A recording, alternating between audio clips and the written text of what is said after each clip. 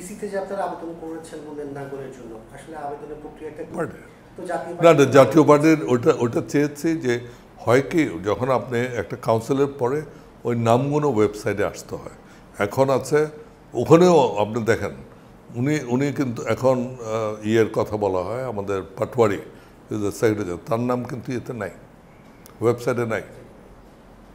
তো সুতরাং this is a transitory একটা পিরিয়ড যাচ্ছে, এবং আমরা মনে করি, এবং legally we have done the council.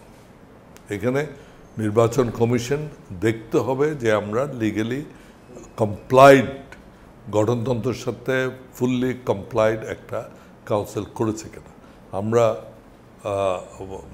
Court order নিয়ে I became the acting chairman because of the court order এবং গঠনতন্ত্র।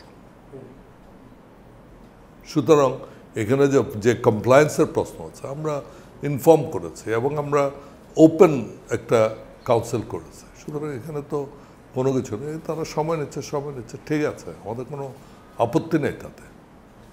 উই হ্যাভ গিভেন দ্যাম, একটা চিঠিও দিয়েছে এটা তাড়াতাড়ি ডিসপোজ করার জন্য।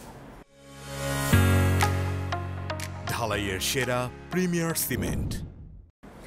তার মানে আপনার কথার সূত্রে আমরা যেটা বুঝতে পারলাম যে ওনার চেয়ারম্যান হিসেবে এই দলে ঐক্য হওয়ার কোনো সুযোগ নেই, না, কিন্তু ওনাকে আপনারা যে কোনো সম্মানের জায়গাটা।